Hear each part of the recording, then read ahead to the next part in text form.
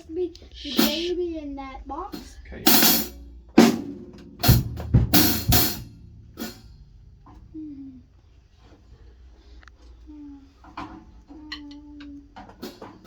Darkest moments, I can see the way. I can see the way.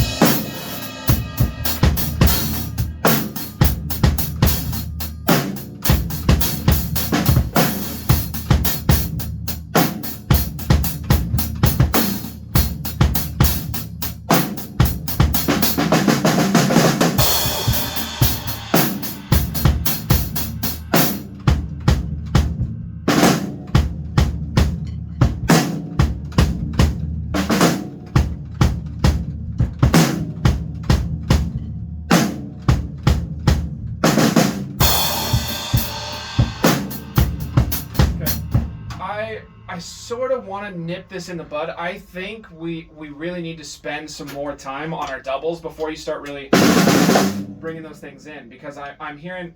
Plus, the other thing to note, you are hitting my cymbal so hard. Look at it. It looks like normal. Wait, let's see that crack. Now look how far it tipped, It dude. tipped. That means that you're hitting it so hard that it's coming loose over here. You don't have to hit it that hard. Big that crack is. I know. But Hey, but look. we don't need to Stop. be hitting that hard. It's Stop. bronze rock. For one, in the rehearsal, you will be rehearsing in her house, and she has neighbors. So you won't be able to hit like that when you're practicing. At the performance, maybe, but even then, probably not, because you'll blow away the other members of the band. They'll have to turn up too loud. So being in control of your volume is important, okay? You don't have to be as soft as Emmylou. This is more of a, it's more rock than Emmylou is, but we don't need to be crushing, okay? Just like, let's say like medium loud, instead of like loud or very loud.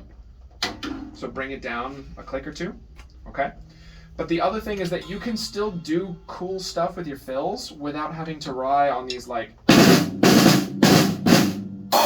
those kinds of things, because they're sloppy and just kind of choppy and they're pulling me out of it. You do really cool stuff. I like a lot of the choices that you make, but when you go for those, they're just not there yet. So if we want to get to those points, we can practice those things. I can give you some marching band rudiments, and we can really whip you into shape for those. We can get you going on that kind of stuff, and then you can do them. And then once you can do them, you can start putting them in all your rock songs. Okay, so that's something to consider. But for now, let's try to avoid anything that you don't think will come out clean. Okay, whatever kinds of fills you can go for that will come out clean, those are going to be better.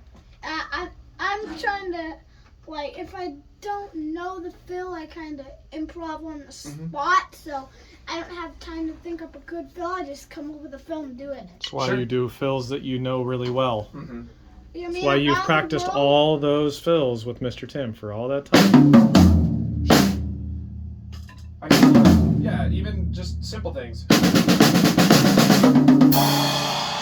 like that, you know? Like you can do things that are going to be really clean. I know you've been with me for a long time. I know you can. Like, how about... Right now, it just in your head, you've got this bug that you're wanting to play these 5-stroke rolls, and we're not there yet. That's what creatively you're wanting to express, but we don't have the means to do it yet. So there are other things that you know how to do. I mean, one of the good ones that we learned a long time ago. I don't know if you still remember this one. That's a pretty good one. Do you remember that one? Inverted paradiddles. Yeah, you have that one too. Or 4 on the floor.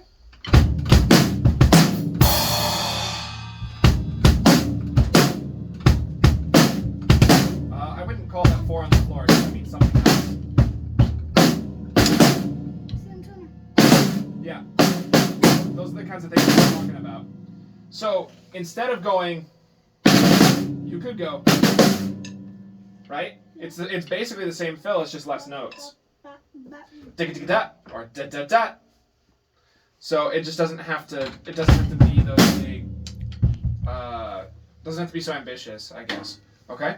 So that's something that I'm looking for. I liked your feel changes.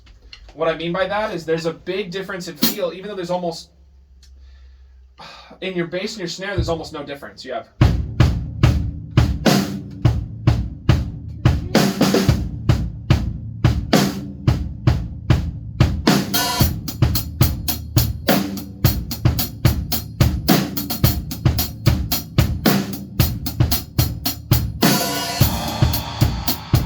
Right? So all of those were ideas that I gave you that avoided this. We don't have to do those. You can still do other things that are cool, but don't require those fast doubles. Okay? But there's a big difference between whether you have the hat or not. And I think that's a great idea. You came up with that on your own. I really like it. Okay? I thought they have the hat in the song, kind of. I hear the tambourine hat, and I see that. I'm thinking kind of just like trying to. If you want to practice that, that'll be harder. Yeah, I'm trying to get it like a tambourine, but that would be like. Oh, on your foot? Oh goodness, that's a whole other thing. I was learning how to solo the other day while doing this.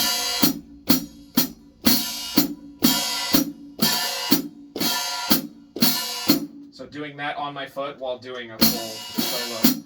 But that's tricky stuff. Okay? So I like the differences in feel. I want you to be careful about where you make those changes though. Okay? So if you're going to make the change, go from a verse to a chorus, or a chorus to a verse, or a chorus to a bridge, those kinds of things. I wouldn't really split it up halfway through the verse unless it needs that. If the verse ramps up halfway through, then it is what it is. Oh, yeah. Okay? So, I can definitely tell that you listened to it because you were really shaky about it the last time you played. And you have a new confidence, which is good. Okay? Just doing it. Yeah, just by doing it a lot. Exactly. Doing my job here. To be a kid. Oh boy. So, I'm going to go ahead and back it up. Okay? We'll run